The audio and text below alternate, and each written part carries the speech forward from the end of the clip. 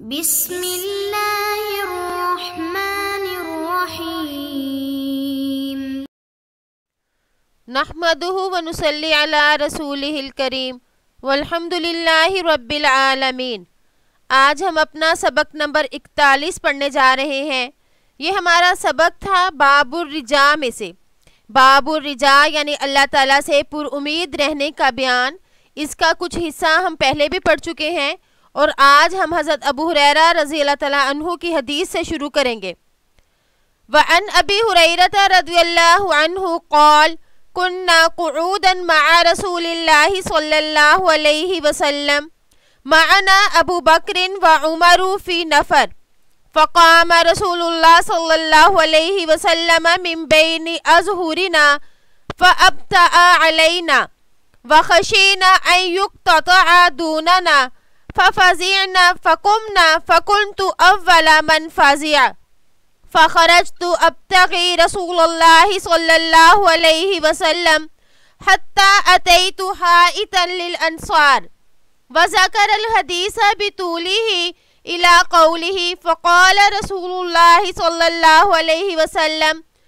اذهب فمن لقيت وراء هذا الحائط يشهد أن لا إله إلا الله مستقينا بها قلبه فبشره بالجنة۔ حضرت ابو ہریرہ رضی اللہ عنہ سے روایت ہے کہ ہم چند لوگ رسول اللہ صلی اللہ علیہ وآلہ وسلم کے ساتھ بیٹھے ہوئے تھے، اور ہمارے ساتھ حضرت ابو بکر اور حضرت عمر رضی اللہ تعالیٰ عنہ بھی تھے۔ رسول اللہ صلی اللہ علیہ وآلہ وسلم ہمارے درمیان سے اٹھے اور آپ صلی اللہ علیہ وآلہ وسلم کو واپس آنے میں دیر لگی۔ ہمیں اندیشہ ہوا کہ کہیں ہماری غیر حاضری میں آپ صلی اللہ علیہ وآلہ وسلم کو کوئی نقصان نہ پہنچا ہو۔ چنانچہ ہم گھبرا کر اٹھے، اور گھبرانے والوں میں میں سب سے پہلا شخص تھا۔ پس میں آپ صلی اللہ علیہ وآلہ وسلم کی تلاش میں نکلا، یہاں تک کہ میں انصار کے باغ میں پہنچا۔ پھر انہوں نے ایک لمبی حدیث ذکر فرمائی جس میں آپ صلی اللہ علیہ وآلہ وسلم فرما رہے تھے، اے ابو ہریرہ، جاؤ اس باغ کے پیچھے، جس شخص کو ملو اس کو جنت کی بشارت دے دو، بشرط کہ وہ اس بات کی گواہی دیتا ہو کہ اللہ کے سوا کوئی معبود نہیں، اور اس پر اس کا دل بھی یقین رکھتا ہو۔ اس میں یہ جو فرمایا کہ فَأَبْطَ عَلَيْنَا، تو ابطا علینا جو ہے یہ مطلب ہوا کہ آپ صلی اللہ علیہ وآلہ وسلم کو آنے میں دیر لگی۔ ویسے ابطا جو ہے کسی کام کو مؤخر کرنا یا ٹال مٹول کرنا، تو اس کے لیے بھی استعمال ہوتا ہے، اور اگر اس کے صلے میں سیر ہی آئے تو پھر ہوگا چلنے میں پیچھے رہنا یا دیر لگنا۔ اور یہاں پہ فرمایا فخشعنا یعنی ہم گھبرا گئے، ففزعنا یعنی ہم گھبرا گئے۔ یہ باب سامعہ یسمعو سے ہوتا ہے بمعنی دہشت زدہ ہونا، گھبرا جانا، ڈر جانا، اور اگر اس کے صلے میں الیہ ہی آ جائے تو پھر اس کا ترجمہ ہوگا فریاد چاہنا یا پناہ لینا، اور اگر اس کے صلے میں الرجل ہو تو فریاد رسی کرنا یا مدد کرنا۔ اس حدیث میں فرمایا کہ ہم چند لوگ تھے، نفر جو ہے بمعنی جماعت ہوتا ہے۔ اسی طرح یہاں جو حائط فرمایا تو حائط ایسے باغ کو کہتے ہیں جس کی دیوار ہو، یعنی چار دیواری ہو تو اس باغ کو حائط کہتے ہیں۔ اس میں یہ فرمایا آپ صلی اللہ علیہ وآلہ وسلم نے کہ جو شخص دل سے کلمہ پڑھے، کلمے کا یقین رکھے تو وہ جنتی ہے۔ جیسے کہ ہم پچھلی حدیث میں بھی پڑھ چکے ہیں، پچھلی کئی احادیث ایسی ہی آئی ہیں کہ جس میں کلمے کا ذکر ہے تو وہاں مراد یہ ہے کلمہ توحید اور کلمے کے تمام لوازمات، یعنی پورے کا پورا دین۔ اور اگر اس کو اس کے ظاہر پر رکھا جائے، یعنی کلمہ پڑھنے والا شخص یعنی جو مسلمان ہوگا وہ جنت میں جائے گا، تو پھر اس کے مراد یہی ہے، جیسے ہم پچھلے سبق میں بھی پڑھ چکے کہ وہ جنت میں تو ضرور جائے گا، لیکن ہو سکتا ہے کہ دخول اول اس کو نصیب نہ ہو۔ اگر وہ گناہ گار ہوگا تو اپنے گناہوں کی سزا بھگت کر بالآخر جنت اس کا مقدر بنے گی، لیکن گناہ کیے ہوں گے اور اس کے باوجود بھی اللہ تعالیٰ اس کو جنت میں بھیج سکتے ہیں، دخول اول ہی اس کا کر سکتے ہیں اللہ تعالیٰ کی رحمت سے۔ تو مراد یہاں پر یہ ہے کہ کلمہ بھی پڑھیں اور اللہ تعالیٰ سے اچھی امید رکھیں، اور نیک اعمال جو ہے اس کو فضول نہ سمجھا جائے، بلکہ نیک اعمال ہی اللہ تعالیٰ کی رحمت کو ہماری طرف متوجہ کرتی ہے، اور اللہ پاک اپنی رحمت کے ذریعے ہمیں جنت میں پہنچائیں گے۔ تو کلمے کا جو کلمے کی تاثیر ہے وہ تو یہی ہے کہ کلمہ انسان کو جنت میں پہنچائے، لیکن اس تاثیر کے ساتھ ساتھ اگر گناہ کیے جائیں تو پھر دخول اول جو ہے وہ مشکل ہو جائے گا، لیکن اللہ تعالیٰ کی رحمت سے کچھ بھی بعید نہیں۔ وعن عبداللہ بن عمر بن العاص رضی اللہ عنہما ان النبی صلی اللہ علیہ وسلم تلا قول اللہ عز وجل فی ابراہیم صلی اللہ علیہ وسلم ربی انہن اضللن کثیرا من الناس فمن تبعنی فإنہ منی الآیہ۔ وقال عیسیٰ صلی اللہ علیہ وسلم۔ حضرت عبداللہ بن عمر بن العاص رضی اللہ تعالیٰ عنہما سے روایت ہے کہ نبی کریم صلی اللہ علیہ وسلم نے حضرت ابراہیم علیہ السلام کے بارے میں اللہ تعالیٰ کا یہ فرمان پڑھا، ربی انہن اضللن الی آخری، یعنی اے رب ان بتوں نے بہت سے لوگوں کو گمراہ کر دیا، پس جس نے میری پیروی کی وہ مجھ سے ہیں۔ اور حضرت عیسیٰ علیہ السلام کا قول پڑھا، ان تعذبہم فإنہم عبادک وَإِن تَغْفِرْ لَهُمْ فَإِنَّكَ أَنْتَ الْعَزِيزُ الْحَكِيمُ فَرَفَعَ يَدَيْهِ وَقَالَ اللَّهُمَّ أُمَّتِي أُمَّتِي وَبَكَى فَقَالَ اللَّهُ عَزَّ وَجَلَّ يَا جِبْرِيلُ اذهب إِلَى مُحَمَّدٍ وَرَبُّكَ أَعْلَمُ فَاسْأَلْهُ مَا يُبْكِيكَ فَأَتَاهُ جِبْرِيلُ فأخبره رسول الله صلى الله عليه وسلم بما قال وهو أعلم فقال الله تعالى يا جبريل اذهب إلى محمد فقل إنا سنرزيك في أمتك ولا نسوءك۔ اور اگر ان کو عذاب دے تو یہ تیرے بندے ہیں، اور اگر تو انہیں بخش دے تو یقیناً غالب اور حکمت والا ہے۔ اس کے بعد آپ صلی اللہ علیہ وآلہ وسلم نے دونوں ہاتھ اٹھائے اور فرمایا، اے اللہ میری امت میری امت۔ آپ صلی اللہ علیہ وآلہ وسلم کی آنکھوں سے آنسو بہنے لگے۔ اللہ جل شانہ نے ارشاد فرمایا، اے جبرائیل محمد صلی اللہ علیہ وآلہ وسلم کے پاس جاؤ، پوچھو کہ آپ کس لیے رو رہے ہیں، اور تمہارا رب خوب جانتا ہے۔ بس حضرت جبرائیل علیہ السلام آپ صلی اللہ علیہ وآلہ وسلم کے پاس آئے تو آپ نے انہیں بتایا جو آپ صلی اللہ علیہ وآلہ وسلم نے دعا کی تھی، حالانکہ اللہ تو خوب جانتا ہے۔ اللہ نے فرمایا کہ محمد صلی اللہ علیہ وآلہ وسلم کے پاس جاؤ اور کہہ دو کہ ہم آپ کو آپ کی امت کے بارے میں خوش کر دیں گے اور ہم آپ کو غمگین نہیں کریں گے۔ سبحان اللہ۔ اس حدیث میں پہلے دو انبیاء کی دعاؤں کا ذکر کیا گیا، حضرت ابراہیم اور حضرت عیسیٰ علیہ السلام کی دعاؤں کا، اور اس کے بعد آپ صلی اللہ علیہ وآلہ وسلم نے ان آیات جن میں ان نبیوں کی دعاؤں کا ذکر تھا، ان آیات کی تلاوت کے بعد آپ صلی اللہ علیہ وآلہ وسلم کو اپنی امت کا خیال آ گیا۔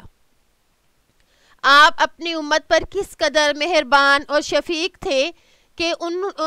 انبیاء اور ان کی امتوں کے تذکرے کے ساتھ ہی آپ نے اپنی امت کی فکر لگ گئی آپ کو، اور آپ پریشان ہو گئے، اتنے پریشان کہ آپ صلی اللہ علیہ وآلہ وسلم کی آنکھوں سے آنسو مبارک نکلنا شروع ہو گئے۔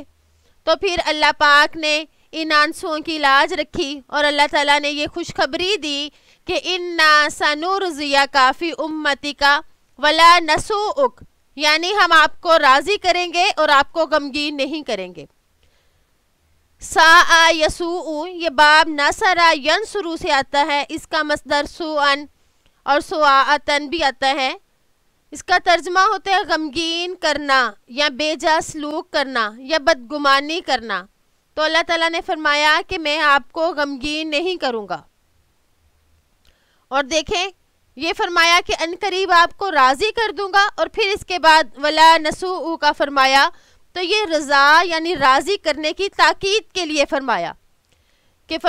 اس میں تو ایک شبہ تھا کہ آپ کو راضی کر دیں گے، یعنی امت میں سے چند لوگوں کے بارے میں راضی کر دیں گے، چند لوگ رہ جائیں گے، یعنی کچھ لوگوں کے بارے میں رضا، لیکن پھر آگے اس کی تاکید کے لیے فرمایا کہ پوری امت کی طرف سے ہی آپ کو راضی کر دیں گے۔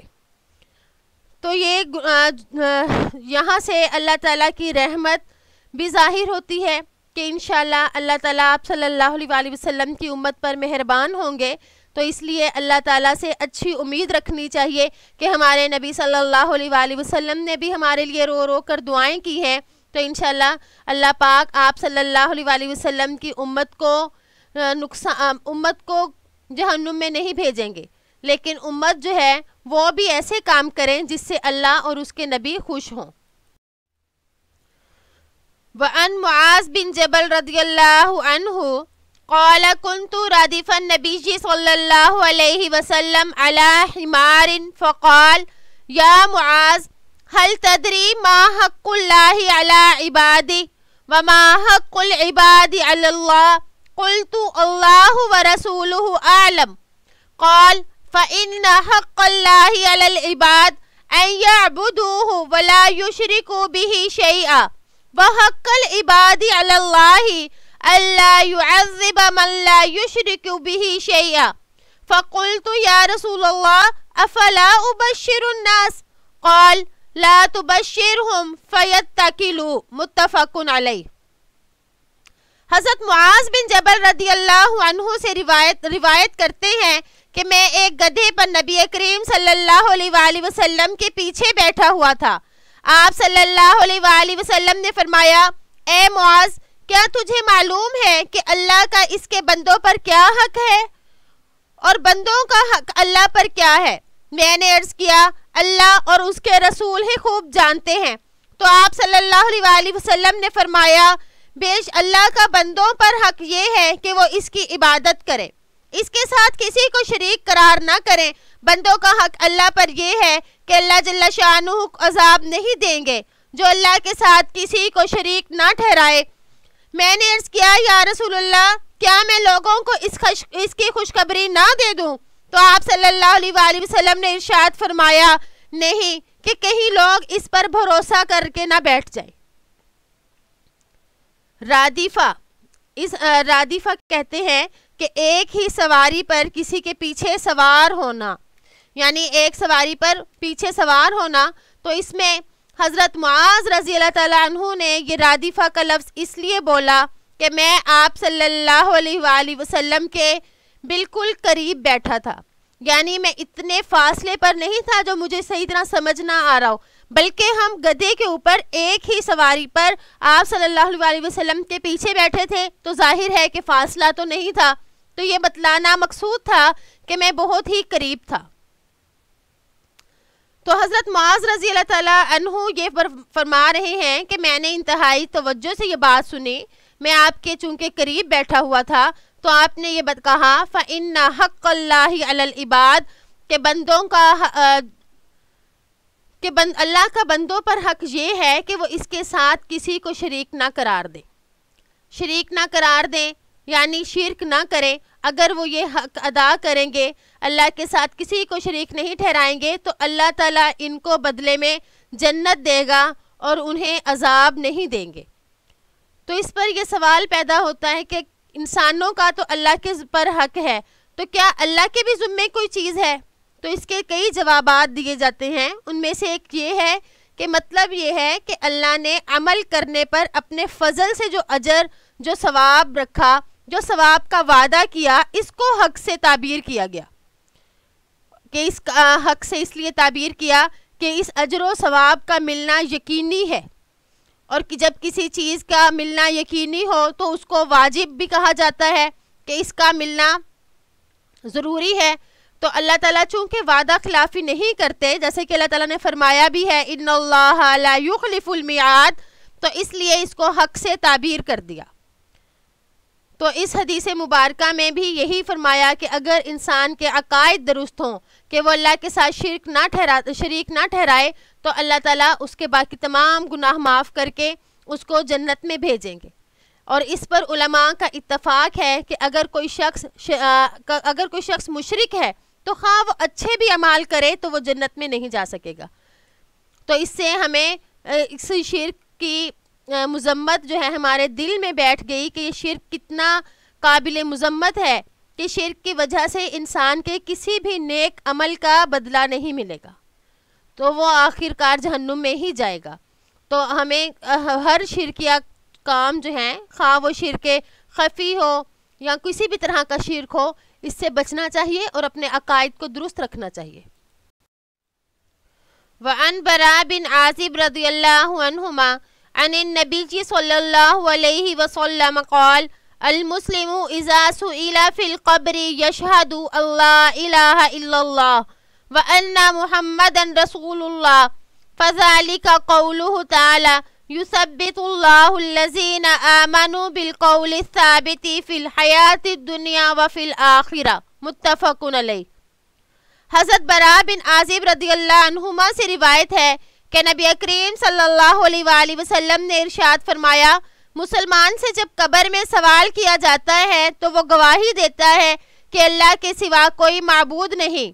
اور یہ کہ محمد صلی اللہ علیہ وآلہ وسلم اللہ کے رسول ہیں۔ یہی مطلب ہے اللہ جل شانہ کے اس قول کا کہ اللہ تعالیٰ اہل ایمان کو دنیا کی زندگی میں بھی مضبوط بات کے ساتھ ثابت قدم رکھتا ہے اور آخرت میں بھی رکھے گا۔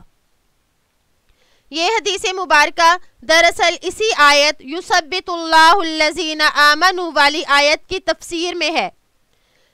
اور اس حدیث میں کلمہ توحید کے دونوں جز اکٹھے بیان ہوئے، یعنی لا الہ الا اللہ اور محمد رسول اللہ۔ اس حدیث سے استدلال کرتے ہیں کہ ہر ایک سے قبر میں سوال ہوگا، انشاءاللہ العزیز مومن کی مدد اللہ تعالیٰ کی طرف سے ہوگی، وہ سوالات کے صحیح جواب دے گا۔ تو اسی کو یہاں پر بیان کیا گیا۔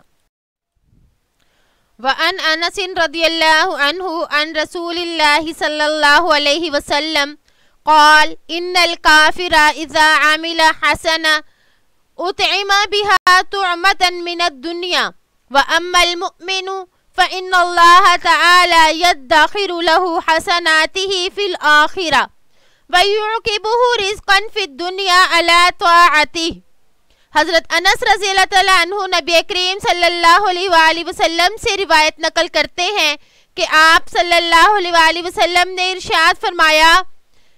کہ کافر جب کوئی نیک کام کرتا ہے تو اس کی وجہ سے اس کو دنیا ہی میں مزہ چکھا دیا جاتا ہے، اور مومن آدمی کے لیے اللہ جل شانہ اس کی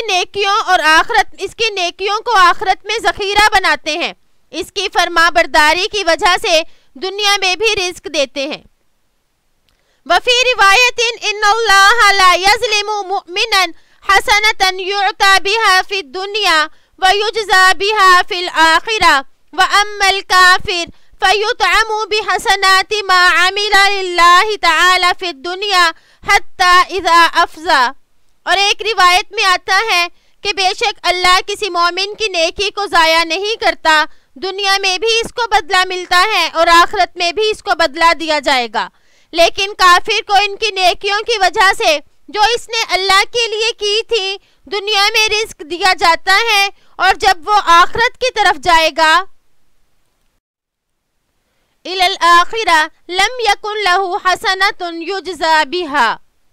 تو اس کے پاس کوئی نیکی ایسی نہیں ہوگی جس کا اسے بدلہ دیا جائے۔ اس حدیث مبارکہ میں ایمان کی اہمیت بتائی گئی کہ ایمان کس قدر اہم ہے، کہ جس میں فرمایا ان الکافر، کہ بے شک جب کافر نیک عمل کرے اور کافر کے پاس ایمان دولت جو ہے ایمان والی نہیں ہوگی، اور دولت ایمانی کے نہ ہونے کی وجہ سے آخرت میں اس کی کوئی نیکی کام نہیں آئے گی۔ فرمایا ان الکافر اذا عمل حسنا، کہ دنیا میں بہت سے کافر اچھے اعمال کرتے ہیں، اگر وہ مسلمان ہوتے تو ان کو ان کا بدلہ دنیا میں بھی ملتا اور آخرت میں بھی ملتا، مگر کفر کی وجہ سے اللہ جل شانہ ان کے اچھے اعمال کا بدلہ ان کو دنیا میں ہی دیتا ہے، کیونکہ اس پر علماء کا اتفاق ہے کہ جو کفر کی حالت میں مرے گا اور اس کو آخرت میں نیک اعمال کا بدلہ نہیں ملے گا۔ تو اسی حدیث سے علماء استدلال کرتے ہیں کہ ایمان پر عمل کی بنیاد اور اعمال کی قبولیت کے لیے شرط اور مدار ہے، یعنی ایمان ہوگا تو اعمال مقبول ہوں گے، وگرنہ اعمال مقبول نہیں ہوں گے۔ تو اس حدیث اور ان جیسی دوسری احادیث کی وجہ سے علماء کا یہ قول ہے۔ تو اللہ تعالیٰ سے دعا ہے کہ اللہ تعالیٰ آپ صلی اللہ علیہ وآلہ وسلم کی پوری امت کو اس دولت سے نوازے، یعنی ایمان نصیب فرمائے، اور ہمیں بھی مرتے دم تک ایمان ہی پر ہم قائم رہیں، تو ایمان کی اہمیت اور ایمان کی فضیلت جو ہے ہمارے دلوں میں بیٹھ جائے کہ یہ کس قدر بڑی دولت ہے کہ اس کے ہوتے ہوئے ہمیں ہر نیک عمل کا بدلہ ملے گا، بلکہ اگر گناہ بھی ہوں تو اللہ تعالیٰ اس کو بھی معاف کر دیتا ہے اگر انسان کے پاس ایمان ہو، وہ شرک نہ کرتا ہو۔ تو امید ہے کہ آپ کو آج کا سبق سمجھ آ گیا ہوگا۔ السلام علیکم ورحمۃ اللہ وبرکاتہ۔